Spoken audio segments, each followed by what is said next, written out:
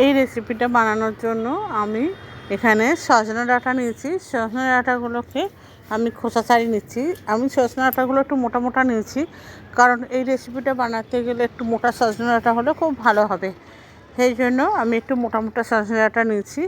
আর এখন বাজারে সজনে ডাঁটা খুব অ্যাভেলেবেল, সুতরাং এই রেসিপিটা বানান বন্ধুরা, ভীষণ ভীষণ ভালো খেতে লাগবে। সজনে ডাঁটাগুলো ঠিক এইভাবে খোসা ছাড়িয়ে নিয়েছি। দেখুন, আমি এখানে প্রায় 400 গ্রামের মতো সজনে ডাঁটা নিয়েছি। দিয়ে সজনে ডাঁটাগুলো ভালো করে খোসা করে এই মাপে কেটে নিয়েছি। দেখুন এইভাবে, মানে বেশি বড়ও না বেশি ছোটো না, মিডিয়ামভাবে কেটেছি, কারণ ওটা যাতে মুখে দিয়ে চিবানো যায় সেই হিসাবে আমি কেটেছি। এবার আমি এখানে ওভেনে একটা কড়াই বসিয়েছি। কড়াইতে আমি তেল দিয়ে দিয়েছি। তেলটা গরম হয়ে গেছে। এবার এখানে আমি দিয়ে দেবো হাফ চা চামচের মতো কালো জিরে। কালো জিরেটা আমি ফোড়ন হিসাবে দিয়েছি। এটা আপনারা মানে চাইলে পাঁচফোড়নও দিতে পারেন, তবে এটা কালো জিরেটা দিলে বেশি ভালো লাগে এবং বেশি স্বাদ হয়। দিয়ে এবার সজনে ডাঁটাগুলো ধুয়ে পরিষ্কার করে নিয়েছি। নিয়ে এবার এটা তেলের মধ্যে দিয়ে দিলাম। দিয়ে খানিকক্ষণ আমি ভেজে নেবো সজনে ডাঁটাগুলো।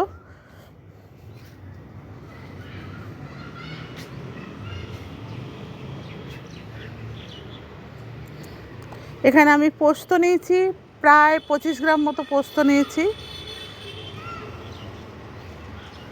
পোস্তটা একটু বেশি নিয়েছি, কারণ পোস্ত একটু বেশি হলে খুব ভালো লাগবে খেতে, তাই জন্য। আর নিয়েছি এখানে 4-5টা কাঁচা লঙ্কা, মানে আধা কাঁচা আধা পাকা এরম লঙ্কা নিয়েছি। দিয়ে এবার এটার একটা পেস্ট বানিয়ে নেবো। আমি এখানে কোনো জল ইউজ করবো না। আগে আমি এটাকে একটু পেস্ট করে নেবো, মানে একটা গুঁড়িয়ে নেবো। নিয়ে তারপরে এটাকে জল দিয়ে আমি পেস্ট করবো।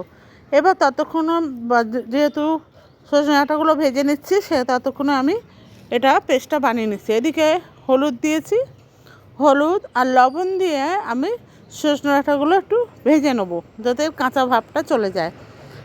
কারণ লবণ আর নুন, মানে লবণ আর হলুদ দিলে সজনে ডাঁটাগুলোও ভালোভাবে হয়ে যাবে। লবণটা সজনে ডাঁটার মধ্যে চলে যাবে আর সজনে ডাঁটাটা ভালোভাবে ভাজা হবে। এবার এখানে দিয়ে দিচ্ছি একটু লাল লঙ্কার গুঁড়ো। লাল লঙ্কার গুঁড়ো দিয়ে আমি আবার এটাকে নেড়েচেড়ে ভেজে নেব। ভাজা হয়ে গেছে। এবার এখানে আমি একটু জল দিচ্ছি, কারণ জলটা দিয়ে আমি সজনে ডাঁটাগুলো সেদ্ধ করে নেব। আপনারা চাইলে সজনে ডাঁটাগুলো আগেও সেদ্ধ করে নিতে পারেন, কিন্তু আমি এখানে জল দেওয়ার পর এটাকে সেদ্ধ করছি। এই একটা ঢাকনা দিয়ে দিয়েছি। ঢাকনাটা খুলে আমি আবার এটাকে ভালো করে নেড়ে চেড়ে নেবো। সজনে ডাঁটাগুলো একটু সেদ্ধও হয়ে গেছে।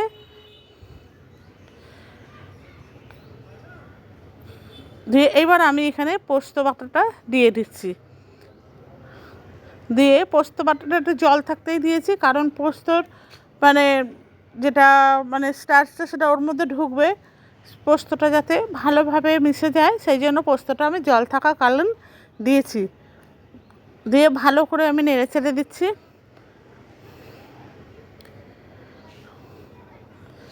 দিয়ে আবার আমি এটাকে নেড়ে চেড়ে ভালোভাবে মিশিয়ে দিলাম।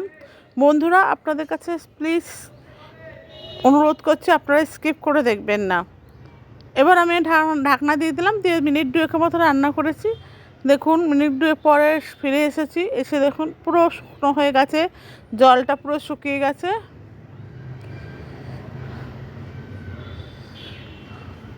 দিয়ে ভালো করে আমি নেড়ে ছেড়ে দিচ্ছি। আমার রেসিপিটা মোটামুটি হয়ে গেছে। এটা গরম ভাতের সাথে খেতে ভীষণ ভালো লাগবে। আর এটা সম্পূর্ণ নিরামিষ, আমি নিরামিষভাবেই করেছি।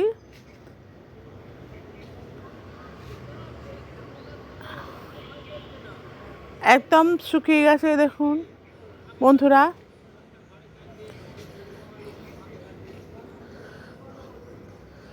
এবার আমি একটা প্লেটে এটা সার্ভ করার জন্য নামিয়ে নিচ্ছি। দেখুন কত সুন্দর হয়েছে। বন্ধুরা, এইভাবে বানাবেন, বানিয়ে বলবেন কেমন লাগলো।